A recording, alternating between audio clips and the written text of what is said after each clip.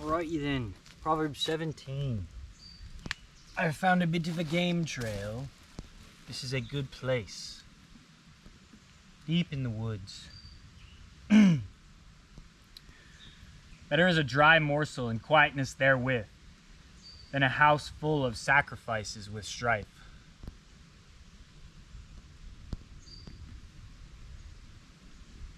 Again, it's telling us, hey, just a house with quietness. You're alone and you just got a little bit, just the driest little piece of bread. And it's better than being in a house full of strife, where there is plenty, where there are sacrifices, where there's meat, there's meat on the table. This should be a comfort to us. You're alone, you just have a little bit. It's better than being in a great house with a quarrelsome wife and children who do not listen because you have a quarrelsome wife. I'm going to pause and pray because I got to just remember to do that. Jesus, help me to read this word, and to interpret this word, and to speak about your holy scriptures. Let me bring myself to a place of knowing nothing, for I am but a simple human, a simple ant upon a giant planet, inside of a giant cosmos. Thank you for this day. I shall rejoice and be glad, for this is the day you've made. Help me speak upon Proverbs 17. Give me wisdom beyond my own understanding, for it is very small. You see me seeking after it, so I need it. Let me retain the information. Let those that listen understand it and retain the information. In Jesus, Yeshua of Nazareth's mighty name I pray. Amen. Verse 2, a wise servant shall have rule over a son that causeth shame, and shall have part of the inheritance among the brethren. I have witnessed this with my own eyes at the restaurant I work at. There is a wise servant who started off as a dishwasher, okay? Immigrant Albanian man, okay? Started off as a dishwasher. He's been there for 20 years. He is going to have part in that inheritance greater than a foolish son of the restaurant owner, all right? He is the general manager, okay? The father and mother own the place, but the foolish son takes no part in it. I've seen him one time in the year and a half I've been there.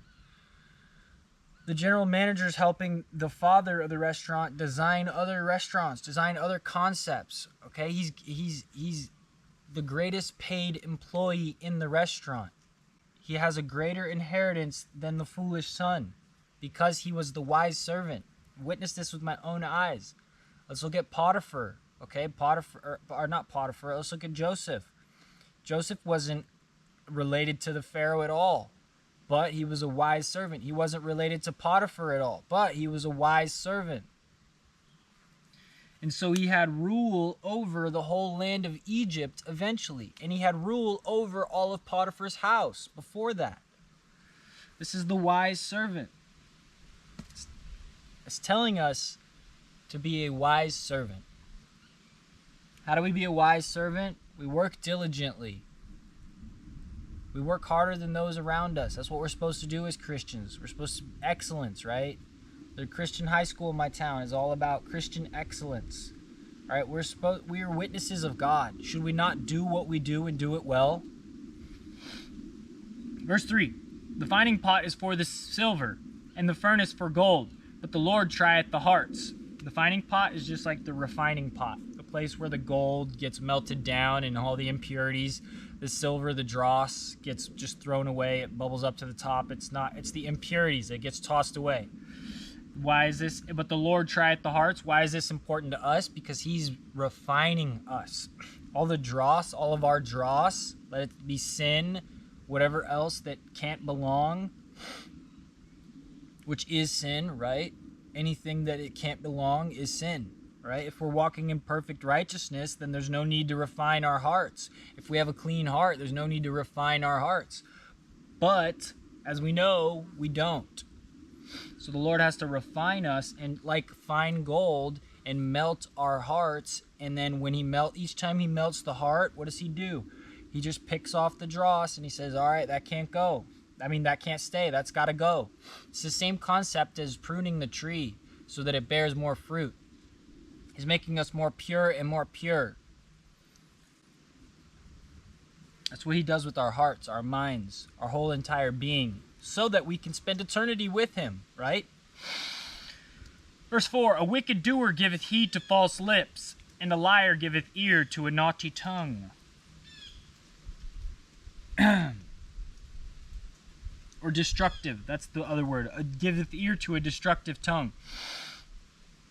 All right, this is the wicked doer. The wicked doer. Why are they continuing on in their wickedness? Because they listen to the false ideologies of the world. They say, oh, let's carry on in our wickedness, and they listen to the deception and get further and further deceived so that they can carry on in their wicked deeds, right?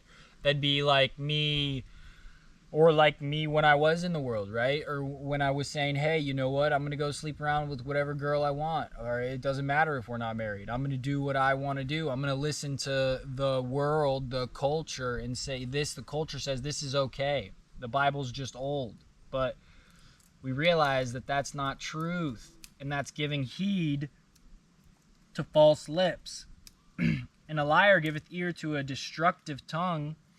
Okay, what's more destructive than sending souls to the ultimate destruction? Hell, Hades, Gehenna, Sheol, Abaddon. We're learning all the names for hell because it's a place we don't want to go. Not that we have any, we do have control over that. We submit to Jesus. We believe in him and we submit to him and we follow his commandments. But the liar, those who deceive others, ultimately become deceived themselves into eternal destruction. Simple as that. Verse 5, whoso mocketh the poor reproacheth his maker, and he that is glad at calamities shall not be unpunished. All right, you see that guy on the street who's down bad, and the first thing you say is, oh, he's probably just some bum. Who cares about him? I'm not mocking him like, oh, he's probably some druggie, some scumbag. Right? You're mocking the poor. You hate your maker. You hate your creator. Okay? And you're shaming yourself because that man's made in the image of God and you don't know what he's going through. You don't know if he's Job. He might be a modern day Job and everything got wiped. His whole house got wiped out. Maybe you don't know anything about him. All right? Don't do that. And he that is glad at calamities shall not be unpunished. This is, of course, we shouldn't be glad at calamities. We shouldn't be making fun of or being happy that maybe some other nation is going through earthquakes or tsunamis or even whatever it is, maybe even Palestine, right? All right, the Christians are all, yeah, we stand by Israel, we stand by Israel, we stand by Israel. And then the calamities of Israel defending themselves, where they're glad at that. But even though it's some civilians getting destroyed, maybe this isn't the perfect example, but it is an example. Or how about this? Glad at calamities. When we get into wars ourselves and then we see other nations getting bombed. I think it's different in war, but still we shouldn't be glad at calamities. Or how about this? This is a better example. When those nations attack us, like 9/11, those peoples of that nations that hate America, they were glad at the calamity of 9/11, okay? If we ever committed such an atrocity against some other nation, I pray that we would not celebrate it. If we took out so many civilian lives in gross, I can't think of the word when you go outside of the laws of war and attack civilians in such a way. You will be punished if you're glad at calamities, okay? Simple as that. Verse 6, children's children are the crown of old men, and the glory of children are their fathers. I witnessed this with my own eyes today. My cousin is getting married, and so all my cousins are together. We're up in Buffalo, New York. That's why this is obviously not Florida fauna. Florida Florida flora and fauna. Anyways, so I'm in Buffalo, New York. Okay, I witnessed my cousin had a child, not the one that's getting married, the one that's already married.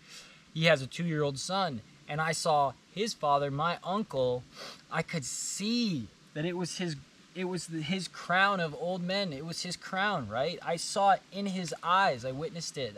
I walked up to them when I first met him, and I just could see in his eyes the ways he was just interacting with this child. It was his crown, you know? It's your glory to have children's children. This is how we should see it. This should be our goal. Our goal is to be fruitful and multiply. And it will be our glory, because then it says, the glory of children are their fathers. All right, this is our glory, to have children. God made us to do certain things. He made us to be fruitful and multiply. So why do we have these righteous desires in our hearts? Because God made us this way. And we never know if he's going to call us to be Jeremiah. We never know if he's going to call us to be Jeremiah and say, hey, you know what? Kids and a wife aren't for you, for whatever reason that is. But if he does call us into that, we must know that it's because he is protecting us. Jeremiah wasn't allowed to have a wife or son because they were about to just get destroyed by Babylon, and all the women were going to get ravished and murdered and just utterly destroyed. And so God was protecting Jeremiah. Even though Jeremiah wanted these things, God was protecting him. So And maybe you're in a season of God hasn't sent your wife yet. Let's live as Jeremiah and just live as like, hey, you know what? Just let go of it and accept, you know what? Maybe this isn't for me. And then I've seen all the time people accept that, all right, I accept you, God, and they kill the idolatry of obsessing over over having a companion. And then God sends them a companion, like, boom, right away. So let us dwell in this acceptance of not being able to have these things, or commanding us to not have these things, just as Jeremiah did. Verse 7. Excellent speech becometh not a fool, much less do lying lips a prince. No matter how eloquent the speech of a man, if he's a fool, this is those philosophers and then the cardigan wearing, pipe puffing college professors, right? They have eloquent speech, but they're fools because they're mocking the Bible. All right, that's a perfect example. No matter how eloquent their speech, it doesn't change the fact that they're a fool. You can speak in such a way and you can tell this person is still a fool, even though they're using these big fancy words and stuff. Whatever it is they believe in, then they're fools. All right. Or maybe let's not even put it that way. Maybe they're trying to talk about something that they think they know about, and you know about it much more, and then you're just like, dude, this guy's a fool. He's using all these words that he doesn't even know what they mean. Much less do lying lips a prince. All right. If you're a noble, you're in, or like, let's politics. Okay. If we have a president that lies, it's not good. It looks stupid. You can tell they're lying, and it's unbecoming. Extremely unbecoming. Verse 8, a gift is as a precious stone in the eyes of him that hath it. Whithersoever it turneth, it prospereth. So for me, this is like the gifts and the talents, okay, that we have. All right, if we use them, whithersoever we turn it, it prospereth. Wherever we use that gift, it will prosper. But you have to use that gift for it to prosper. All right, maybe you're a great singer, but you're afraid to sing in front of people, and you don't even know you're a great singer, but you really are, and you don't even use that gift that you're called to do, or whatever God is calling you to do. It is your gift, which I'm coming to understand. And he gave that gift to you, so you have to use it, and you might as well, because it says it's going to prosper wherever you turn it. Wherever you use your gifts, they'll prosper. Verse 9, he that covereth the transgression seeketh love, but he that repeateth the matter separateth very friends. All right, this is the love covers all. We saw that in Proverbs 4, I believe. I'll put it up there. I Love covers all sins. That's what we're called to do. We're called to cover other people's transgressions, just as the Father covered our transgressions. That's why we forgive others, because we have been forgiven such a great amount. And we can see that and forgive because of that. And then, but he that keeps on bringing up a matter, repeating sins that someone committed against you. Maybe a wife does this to a husband. Maybe a husband does this to a wife. Maybe the brother does this to his sister. Maybe a son does this to his father. But you're separating chief of friends, okay? Or the gossiper, right? The gossiper is bringing up matters like, oh, you remember when that person did that to you? Or they start a rumor, and then you're separating chief friends. Well, let us not bring up what we have. If we have forgiven it, we would not repeat a matter. We would not repeat a matter. As simple as that. That is a part of forgiving, is letting it go. Letting it fall into the ether of the past. That is a part of the forgiveness process. For if you actually forgave them, you wouldn't repeat the matter. You wouldn't bring it back up.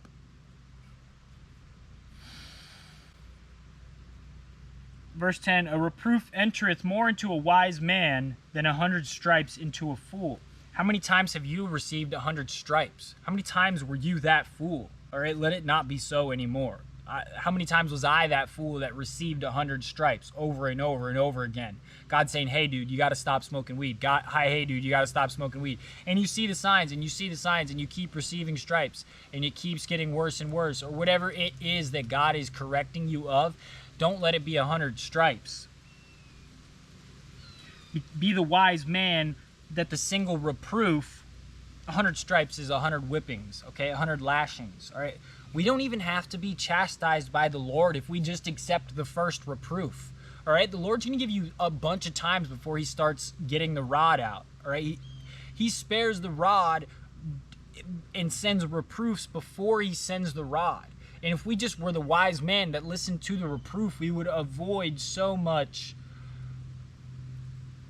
trauma, damage, whatever you want to call it, it is, okay? This is me, okay? If I listen to the wise reproof as a young man, hey, man, you know the Bible. You probably shouldn't sleep with women outside of marriage. Then I could have avoided the destruction of the relationship I had in college, falling in love with a woman that was never for me, okay? And finding out, hey, you know what? She was dating another man the entire time. All right, how destructive was that? That was 100 stripes because I was the fool. And even after that 100 stripes that I received, guess what? I didn't learn till 8, 9, 10 years later. And that was 1,000 stripes. All right, I was the fool that needed to receive 1,000 stripes when I could have just been the wise servant that received the one rebuke from a fellow friend, all right? Or from the Bible itself. Verse 11, an evil man seeketh only rebellion, therefore a cruel messenger shall be sent against him. All right, this is a verse that hits hard, okay? We must realize that when we are seeking only rebellion, all right, so I was experiencing this the other day. I was falling back into rebellion. I was saying, you know what? Who cares about this sexual immorality stuff? I want to get off. I want to do this. I want to just look at whatever I want on the internet. And I was falling back into rebellion. I was giving up my submission and my surrender because I wanted pleasure. And so I read this verse, and that verse kept playing in my mind. I read this verse like whenever it was. I was just skimming ahead. And it kept playing in my mind. And what did I see? A wicked messenger was being sent to me. And I honestly don't want a wicked messenger sent to me. Because what is a wicked messenger? It's simply a demon. It's simply a fallen entity to cause you to turn back to the ways of the Lord. That's what a wicked messenger is. A demon is being sent into your life so that you turn your life around. That's what a wicked messenger does. He's chastising you through affliction so that you turn around and go the right way, so that you can spend eternity with him. That's why the wicked messenger gets sent. So I think this is a good memory verse, because when we fall back into rebellion or we get deceived into being like, oh, maybe rebellion was cool. Oh, maybe rebellion felt good. Well, guess what? With that rebellion comes a wicked messenger, and that turns you off real quick. That gets you back. That sobers you up out of whatever it is you're dealing with, the lust, going back to drinking. Okay, whatever it is, it sobers you up real quick, and you realize, oh, hey, I really don't want that. That sounds terrible. That sounds wretched. Let me avoid that altogether. Verse 12, let a bear robbed of her whelps meet a man rather than a fool in his folly.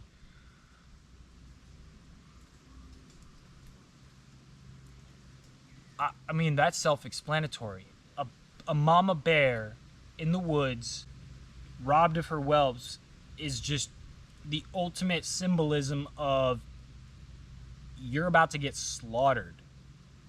Okay, so you're about to get slaughtered by bear claws and bear teeth. Can you think of anything much worse than that? No, you can't. But the Bible says a fool in his folly is much worse than that. Okay, you would rather be fighting a mama bear with her cubs in a cage behind you, fighting a bear, than to be a fool in a folly. It's just a warning. It's saying, hey, a fool in a folly is playing with the greatest fire you could imagine, the greatest trouble to have to fight. Verse 13, whoso rewardeth evil for good, evil shall not depart from his house.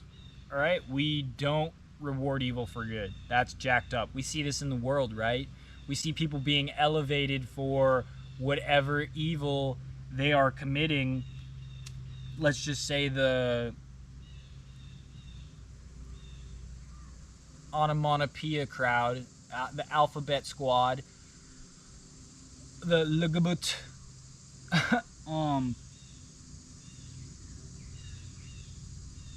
We see that all over Hollywood. They get ascended or they get ascended into their culture just so that they can be figureheads for the culture, right? So they can deceive people into saying, oh, this is cool, right? Well, I'll just call out Ellen Page, right? She's the perfect example of, she was in the Odyssey, right? Playing a man. She's not a man, she's a woman. Sorry, Ellen. Guess what?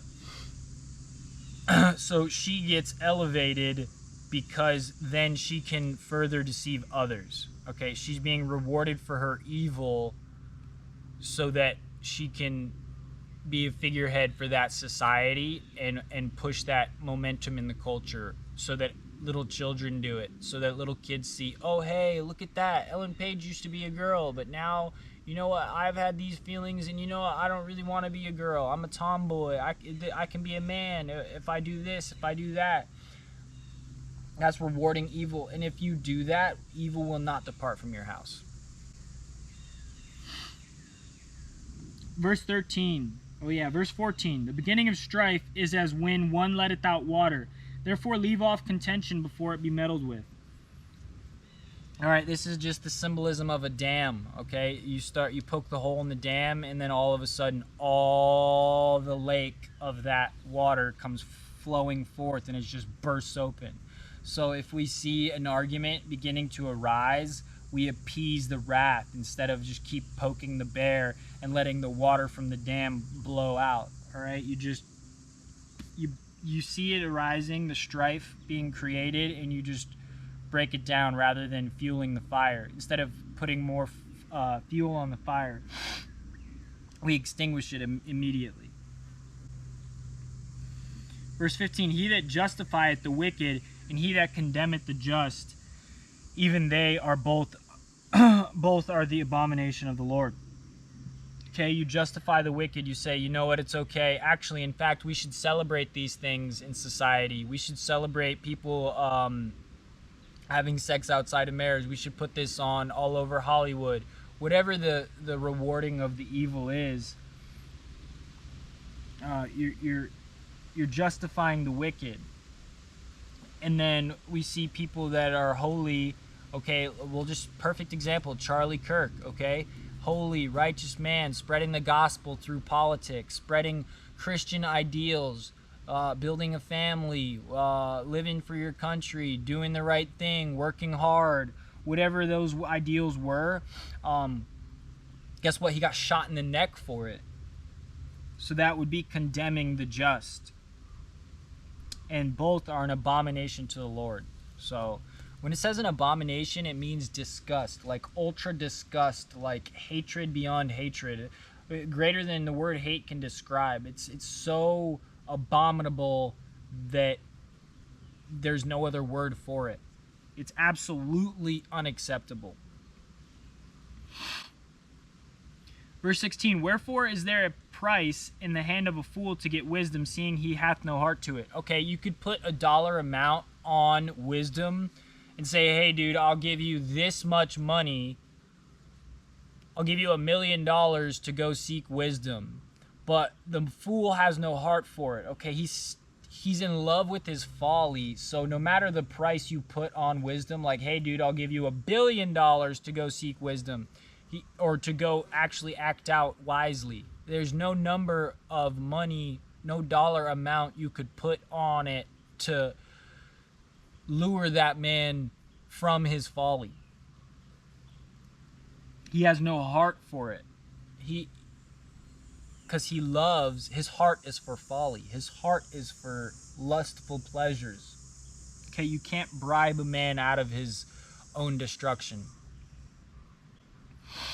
Verse 17, a friend loveth at all times, and a brother is born for adversity.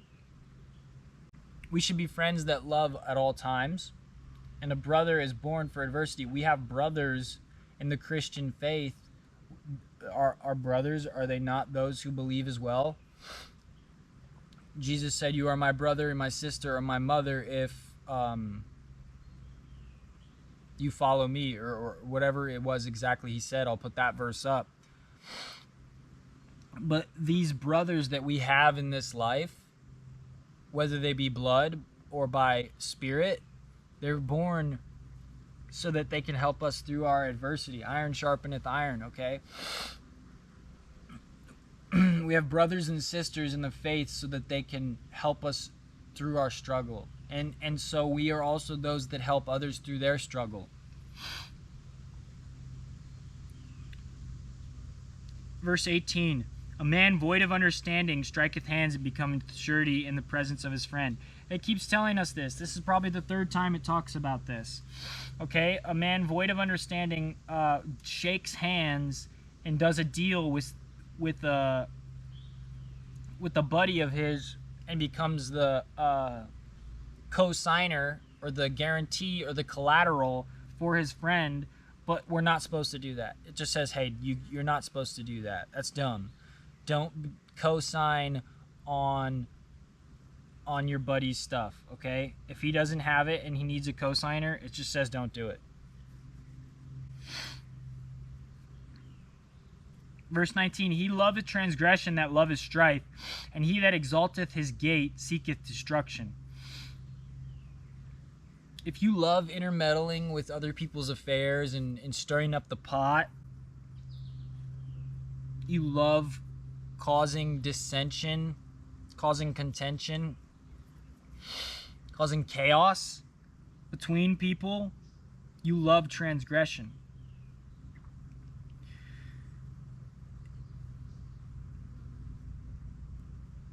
He that exalteth his gate seeketh destruction. I think this is us saying, oh, hey, look how secure I am. Nobody could ever knock me off my path. I'm so awesome. I'm exalting my gate. Nobody can knock me off my path. When we get self-righteous, are prideful in our self-righteousness, we're exalting our gate. We're saying, hey, my gates are impenetrable. Nobody could knock me off my path. Basically, you're just asking for the enemy to send all that he possibly could. All right? And then you get sent into a Job season and you get destroyed. And there's just no reason for that. I ran into this man on this homeless man on the street. And what did he pray? I don't even know if I should share this, but he prayed to God. He said, this is the exact prayer. He said, God, test my armor, like test his spiritual armor. right? The shield of faith, the boots of righteous, or the boots of peace, the belt of truth. He said, test my armor, that spiritual armor. And that's exalting your gate. That's saying, like, hey, God, test me. Like, don't do that. I don't think we should do that. We don't need to. It's a dangerous place to be, because the Lord will. You know what? You start saying, hey, look at me. I can do all these things. I'm invincible. God's going to knock you down, okay? That's a prideful place to be, and it's a scary thing to pray. I would not suggest praying that prayer. This man had seen so much affliction, and it's because he asked for it. He said, test my armor. And I don't think we need to go that route. We have enough tribulation and trials in our lives. To ask for more is absurd. And that to me is the perfect example of exalting your gate. Look at my city, it's impenetrable. Like, you're just asking for the enemy to come and knock down that gate. The gates were the entrances into the city. Okay, verse 20. He that hath a froward heart findeth no good, and he that hath a perverse tongue falleth into mischief. Okay, you got a perverse heart, you're not going to find anything good in your life. That's why the Lord has to purge us of these things, so that he can give us good into our lives. Why does he do it this way? Because if he left it the way it was and let us carry on with our perverse hearts, then every good thing that he would give us, we would destroy it. Okay, right? Like, perfect example, he gave me the nice, beautiful little lady. I don't think we were meant to be together. She may have been a counterfeit, she may have not. I think the Lord protected me from that. But, okay, I had a perverse heart. Where did that perverse heart lead me? It led me into a strip club, and then the stripper, I fell into, once my eyes saw the actual stripper, it was game over. I was like, all right, let me go get a lap dance. It'll just be a lap dance. And I deceived myself further and further into this sin, and then it was sexual immorality. She gave me a blowjob, all right? And then I cheated on that girl and broke her heart, okay? Because I had a perverse heart, the good that God gave me, or the so perceived good that God gave me, this woman that I did love,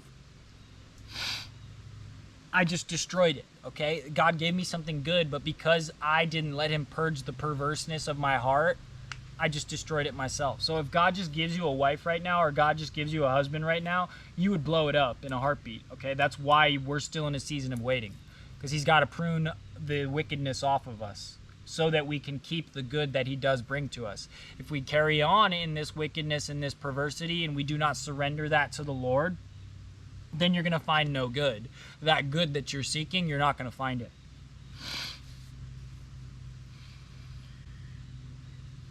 And he that hath the perverse tongue falleth into trouble. Okay, we have to curb our tongues. We have to guard our mouths. All right, over and over and over again, it says, dude, you can't be talking like this. If you're going to be my witness, you're going to be a Christian.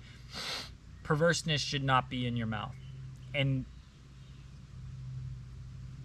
we have to recognize this. You got to be a good witness. You can't just have a perverse tongue. Okay. You can't let anything that comes out of your mouth be wicked. Simple as that. You can't be cursing. You can't be talking about sexual immorality, unless you're talking about it in like teaching aspects, or you're talking about your past, like I just did, right? I said blowjob, okay, because I didn't want to say sucking my dick, like, but that's perverse tongue. I don't even know how to say. Oh, what do I say? Oral sex. I don't. Anyways, the point is, if you're talking about your past and you're teaching somebody and you're drawing an example from it, it's for righteous purposes. You're not just using a perverse tongue to have a perverse tongue, okay? You're not just saying whatever it is that comes out of your mouth in front of your buddies and in front of your people. Act like you're in a church all the time, okay? Act like there's little children. Act like there's a 2-year-old in your presence at all times, and that'll give you enough to guard your tongue, okay? If we all spoke as if there was a 2-year-old child around us, we wouldn't curse. We wouldn't say such crass, disgusting things. And why do we feel convicted not to do it in front of little children? Because we know it's wrong. We know it's messed up. We know it's jacked. We know we can't do it. We're not supposed to do it.